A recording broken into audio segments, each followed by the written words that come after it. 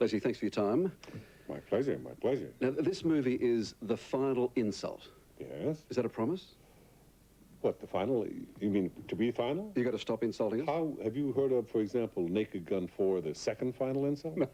Well, believe me, it's, you know, it's not final at all. We're going to be doing another one, and we'll keep on doing another and another until finally the public says no more. But we're, you know, we intend to have fun and go for the laughs. You admit, though, that this is really bad, this one, isn't it? This movie is really bad. This movie is really bad, yes. Well, bad, you know, when you use the word bad, means somebody in America would say, hey, that's bad.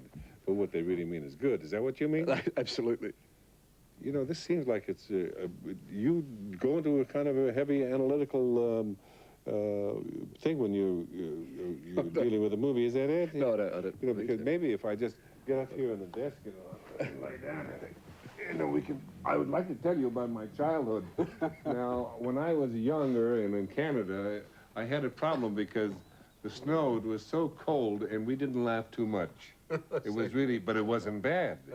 Yeah, it was good, as a matter of fact. Was this in Regina, in Saskatchewan? In Regina, Saskatchewan. Does someone actually live there? That's a place. Yes, very few, but a few of us did, briefly. And then finally, when I was in Regina, even at a very early age, they asked me to leave. So I had to, you know, I had to leave, you understand? Two things that are said in the blurb about this movie, which is the final insult. Yeah. One says, this movie, this is your film company saying, Yeah. This movie is different. It's almost got a plot. Who said that? That's not true.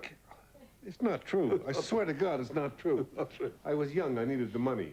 I would never do anything with a plot.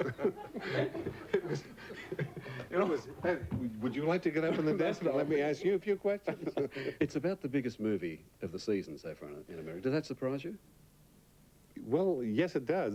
These things are always surprising to me. The wonderful thing about Naked Gun humor is it's so dumb and so stupid that I feel is wonderful. I had to get a message to police squad. This thing was turning into more than I could handle by myself. No phone and miles from civilization. My prospects look bleaker than a gerbil's in a bathhouse. Who's down there? Slasher, have you seen my pigeon? Pigeon? What pigeon? I discovered kind of two things, that there was never any need for me to try to do anything significant, number one, and I realized that I had absolutely nothing important to do. So I ended up taking myself seriously and went into comedy, and I've had nothing but fun ever since. I was looking, in fact, when you came here in 1972 to Australia, there's one clipping I got. It says, Leslie Nielsen, just another nice, average sex symbol. But look at the picture. Look at how serious I look there. Where did you get that picture? Well, this is an interview you did back in 23 years ago. And then the sort of the latest one is this. Is this the result of... Well, you know, when you're a sex symbol, you have to take the chips where they fall, you understand? And I was actually older there, but I still needed the money. You must have been a darn good actor to have fooled, as you are, to have fooled directors and people for so long before they said, hey, this guy's is funny, let's put him in a funny movie. I've always been a closet comedian, and I've always had a great deal of fun behind the camera. But I was really looking around for somebody to come along and say, hey, Leslie, you're very funny. I would have thought, looking at the movie, there must have been 100 times in that movie when you're filming it, in which you'd do a line, and you'd have to crack up. You couldn't stay serious, could you? There's no way not to laugh, you know, and especially when I work with Priscilla. She's a wonderful comedian, and it's just growing. You can see it blooming in her. And I look into her eyes, and I can see those eyes, and they're dancing, and they're filled with mischief. I'm wearing the nightgown you bought me for our honeymoon. Tonight's going to be a special night.